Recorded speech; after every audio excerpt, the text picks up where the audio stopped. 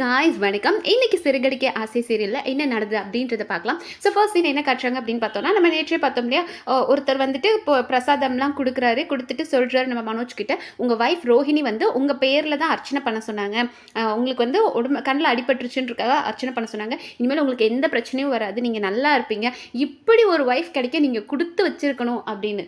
Sir அது ஜென்ரலாகவே sir நம்ம வெளியே இருந்து பார்க்கும்போது இப்படி ஒரு ஹஸ்பண்ட் கிடைக்க நீங்கள் கொடுத்து வச்சிருக்கலாம், இப்படி ஒரு ஒய்ஃப் கிடைக்க நீங்கள் கொடுத்து வச்சிருக்கலாம் அப்படின்னு மற்றவங்க நம்ம சொல்லலாம். ஆனால் உள்ளேருந்து பார்க்குறவனுக்கு தான் தெரியும் உள்ளே எவ்வளோ அடி வாங்குறான்றது.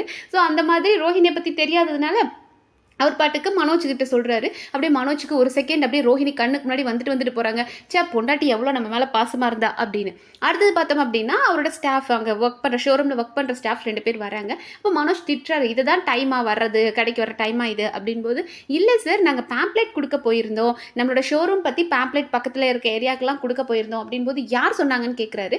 ரோஹிணி மேடம் தான் சார் சொன்னாங்க. நல்ல ஐடியா சார், செம்ம ஐடியா இது, நாங்கள் பக்கத்தில் இருக்க ஏரியாவில் எல்லா இடத்துலையும் சொல்லியிருக்கோம், எல்லாருமே வந்து இந்த சம்மருக்கு ஏசி வாங்க வரேன்னு சொல்லியிருக்காங்க. செம்ம ரெஸ்பான்ஸ் சார் மேடம், செம்ம ஐடியா சார். அதாவது ஒரு பக்கம் அவங்க இமோஷனலாக ரோஹிணி மனோஜ்க்கு எவ்வளோ சப்போர்ட் கொடுக்குறாங்கன்றதையும், இன்னொரு பக்கம் அஃபிஷியலாக லைக் அந்த பிஸ்னஸ்க்கு அவங்க எவ்வளோ ஹெல்ப் பண்ணியிருக்காங்க அப்படின்ற மாதிரி, ரோஹிணி இல்லாமல் மனோஜ் இல்லைன்ற மாதிரி மனோஜ்க்கு ஒரு பிம்பத்தை கிரியேட் பண்ணியிருக்காங்க. ஓகே, ஸோ அவர் வந்துட்டு ஒரு ரோஹிணி இதெல்லாம் பண்ணியிருக்கா அப்படின்னு யோசிக்கிறாங்க. அடுத்த சீனில் என்ன கட்டுறாங்க அப்படின்னா, நம்ம ரோஹிணி வந்துட்டு வித்யாவுக்கு கால் பண்ணுறாங்க. வித்யாவுக்கு கால் பண்ணதுமே வித்யா கேட்குறாங்க, என்னடி எப்படி இருக்க அப்படின் போது, நல்லாவே இல்லடி அப்படின்றாங்க. ஸோ இவங்க சொல்கிறாங்க வித்யா, என்னடி ஏதாவது ப்ராப்ளமா, நான் வேணா உன் ஷோரூமுக்கு கிளம்பி வரட்டுமா, நீ அங்கே தானே இருப்ப அப்படின்போது, ஐயோ நான் ஷோரூமே போகலடி, எங்கள் மாமியாருக்கு வந்துட்டு என்னை போகவே கூடாது, இனிமேல் அது மனோஜோட ஷோரூம், நீ அங்கே போகவே கூடாதுன்னு சொல்லிட்டாங்க. அது மட்டும் இல்லாமல் மனோஜ் கூட நான் பேசக்கூடாதுன்றாங்க. மனோஜும் சரி என்கிட்ட பேச மாட்றா, அவன்கிட்ட சொல்லிட்டாங்க அவள் கூட பேசாத, அவளை ஷோரூம் கூட்டிகிட்டு போகாதுன்றாங்க. நான் எதிர்பார்த்ததை விட என்னை ரொம்ப மோசமாக ட்ரீட் பண்ணிகிட்ருக்காங்க அப்படின்போது இவங்க வித்யா கேட்குறாங்க, ஏன்டி அப்போ மனோஜ் என்னடி சொன்னார்னு. அவன் தான் அக்மார்க்கு அம்மா பிள்ளையாச்செடி, அவன் என்ன சொல்ல போகிறான், அவன் ஒன்றுமே சொல்ல, அவன் விட்டுட்டு போயிட்டான், எனக்கு வீட்டில் இருக்க ஒரு மாதிரியாக இருக்குது அப்படின்போது வித்யா சொல்கிறாங்க, ஆமாம் நீலாம் வீட்டிலே இருக்காத ஆள், இப்படி வந்து எல்லாரும் ஏமாற்றிட்டு ஜாலியாக சுற்றிட்டு இருந்தேன், இப்போ நீயே மாட்டிக்கிட்டே அப்படின்போது, என்னடி சந்தோஷமானு, இல்லடி சொல்கிற அப்படின்றாங்க. அண்ட் வித்யா சொல்றாங்க, இந்த அம்மா பிள்ளைங்க எல்லாம் ஒரு காலத்துல பொண்டாட்டி தாசனா ஆயிடுவாங்க, அம்மாவை எந்த அளவுக்கு நல்லா பாத்துக்கிறாங்களோ அதே அளவுக்கு பொண்டாட்டி தாசனா மாறிடுவான்வாங்க. ஆனா உன் புருஷனை இன்னும் நீ உன் கண்ட்ரோலுக்கு கொண்டு வரலன்னு நினைக்கிறா அப்படின்னு.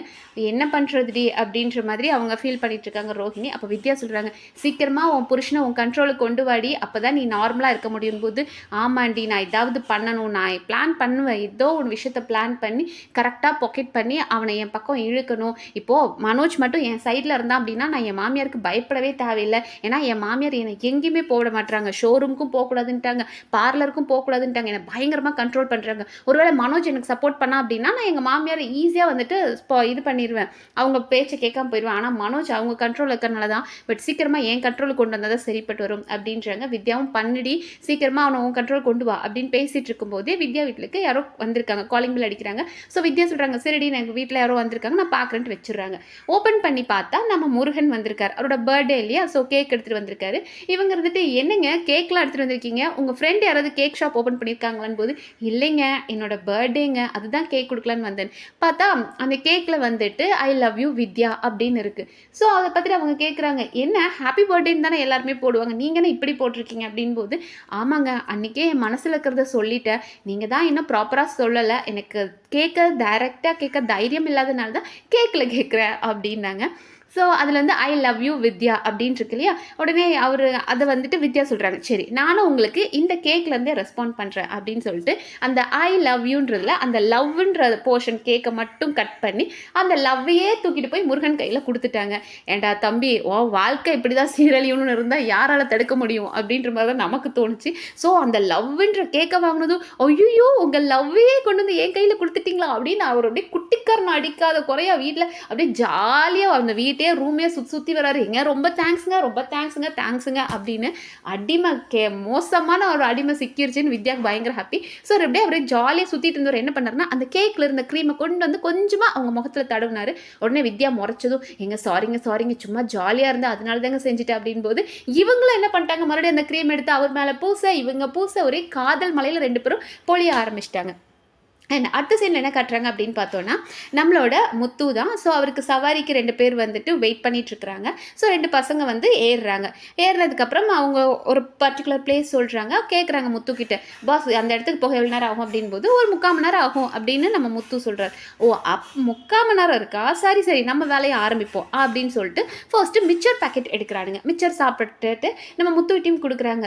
பாஸ் நீங்களும் எடுத்துக்கோங்க மிச்சர் அப்படின் போது, இல்லை இல்லை வேணாங்க எனக்கெலாம் இப்போ சாப்பிட்டேன்னா வந்துட்டு வெயிட் போடும், நான் சாப்பிட மாட்டேன் அப்படின்போது, மிச்சர் சாப்பிட்டா தானே வெயிட் போடும், நாங்கள் அதுக்கு ஒரு ஸ்பெஷல் ஐட்டம் வச்சுருக்கோமே அப்படின்ற மாதிரி பாட்டில் எடுக்கிறானுங்க. ஸோ சரக்கு பாட்டில் எடுக்கிறானுங்க, தண்ணி அடிக்கிறதுக்காக பாட்டில் எடுக்கிறாங்க. இதை நம்ம முத்து பார்க்குறாரு. பார்த்ததுமே முத்து சொல்கிறாரு, இங்கே பாருங்கள் இங்கே காருக்குள்ளெல்லாம் வச்சு குடிக்கக்கூடாது, அதை பண்ணாதீங்க அப்படின்றாங்க. சார் இருங்க பாஸ், இன்னும் 3/4 மணி நேரம் இருக்குது, நாங்கள் அப்படி தான் தண்ணி அடிச்சு தான் வருவோம், டிரைவர் நீங்கள் தான் தண்ணி அடிக்கக்கூடாது, நாங்கள் தண்ணி அடித்தா இல்லை பேசஞ்சர் நாங்கள் தண்ணி அடிப்போம் அப்படின்றாங்க.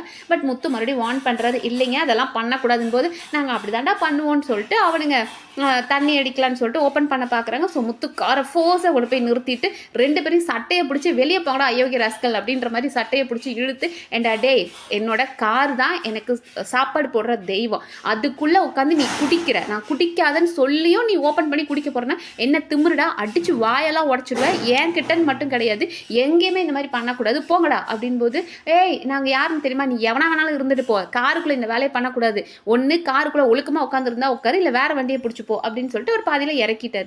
அப்போ உடனே அவனுங்க 2 பேரும், டே நீ சிட்டிக்கு ஃபோன் பண்ணுறான், அந்த ரவுடி பைய சிட்டி இருக்கான் இல்லையா அவனுக்கு ஃபோன் பண்ணுறான், நம்ம இவனை என்ன பண்ணலாம் பார்ப்போம் அப்படின்போது, ஓ சிட்டி ஆளுங்களா இதுங்க, அடடா ஆடு தானாக வந்து சிக்கிருச்சு அப்படின்னு நம்ம நினச்ச முத்து வந்துட்டு, ஐயோ தம்பி நீங்கள் 2 பேரும் சிட்டியோட ஆளுங்களா அப்படின் போது, ஆமாம் சிட்டியை நான் உனக்கு தெரியுமான் போது, நல்லாவே தெரியுமே, நீங்கள் முன்னாடியே சொல்லியிருக்கலாம் இல்லைப்பா அப்படின்னு சொல்லிட்டு, சரி இப்போ நீங்கள் குடிக்காதீங்கப்பா, நம்ம கொஞ்சம் தூரம் போவோம் அதுக்கப்புறம் நீங்கள் குடிச்சிக்கோங்க, ஏன்னா இங்கே கொஞ்சம் டிராஃபிக்காக இருக்கும், டிராஃபிக் போலீஸ் வந்து அப்புறம் பிடிச்சிருவாங்க, அதனால் நீங்கள் கொஞ்சம் தூரம் தாண்டி குடிங்க, நான் உங்களை ஒரு இடத்துக்கு கூட்டிகிட்டு போகிறேன் அப்படின்னு சொல்லிட்டு நம்ம முத்து அந்த அவனுங்க 2 பேர், அந்த குடிகார பயல்கள் 2 பேரையும் காலையிலே குடிப்பானுங்க, அந்த 2 பயல்களையும் கூட்டிகிட்டு காரில் கிளம்பிட்டார்.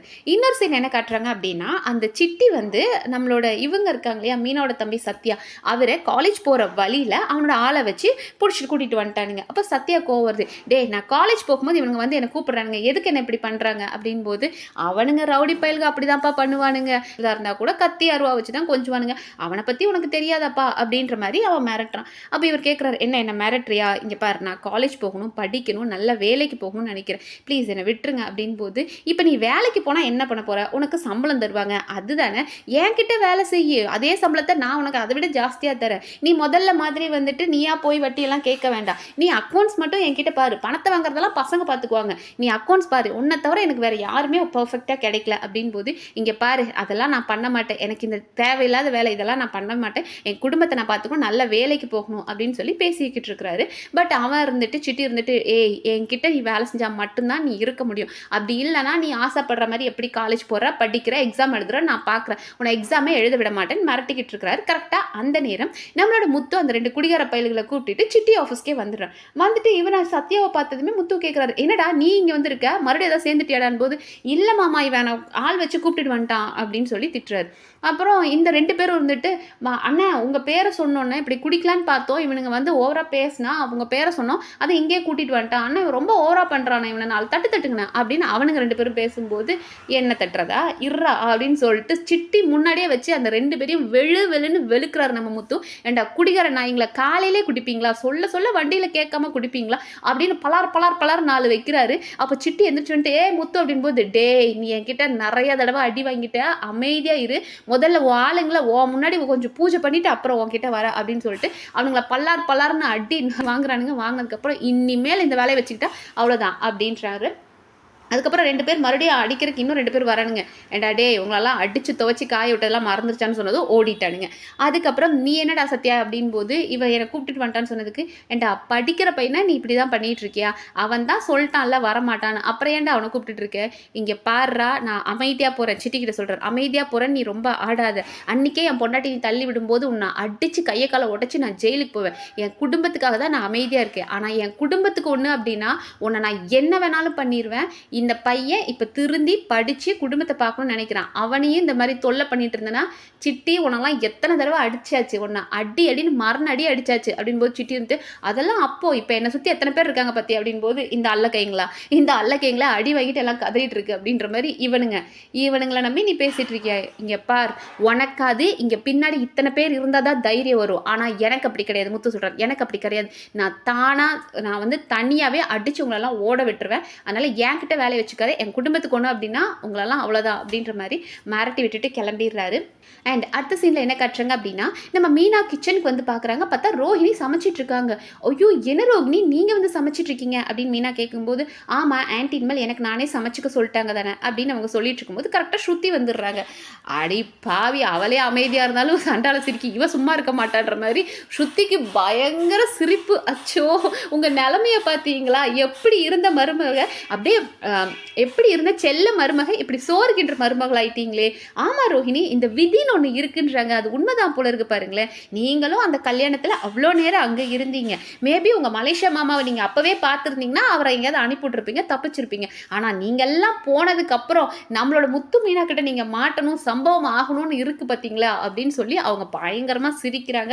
நம்ம மீனாவுக்கு ஒரு பக்கம் கண்ட்ரோல் பண்ண முடியாத சிரிப்பு வருது. ஆமாம், அவ்வளோ செல்ல மருமகளாக அந்த கிச்சன் பக்கமே விடாமல் விஜயா பார்த்துக்கிட்டாங்க. அப்படிப்பட்ட போஸ்டிங்கை இறக்கி உங்களுக்கு இப்படிப்பட்ட ஒரு நிலைமையா, எப்படி இருந்தனா இப்படி ஆயிட்டு அப்படின்ற மாதிரி நீங்கள் இருக்கீங்களேன்னு சொல்லி அவங்கள கலாய்ச்சதும் அப்படியே ரோஹிணி காண்டில் இருக்கிறாங்க. மீனா மேலே தான் காண்டாகுது. ஏன்னா மீனாவும் முத்தும் தான் சொல்லி கொடுத்துட்டாங்கன்ற மாதிரி அப்படியே காண்டில் பார்த்துட்டு இருக்காங்க. அதோட இன்னைக்கு எபிசோட் முடிச்சிட்டாங்க. ஸோ பார்ப்போம் நாளைக்கு எபிசோடில் வேறு என்னென்ன இன்ட்ரெஸ்டிங்காக நடக்குது அப்படின்றது நம்ம அடுத்த வீடியோவில் பார்க்கலாம். நன்றி.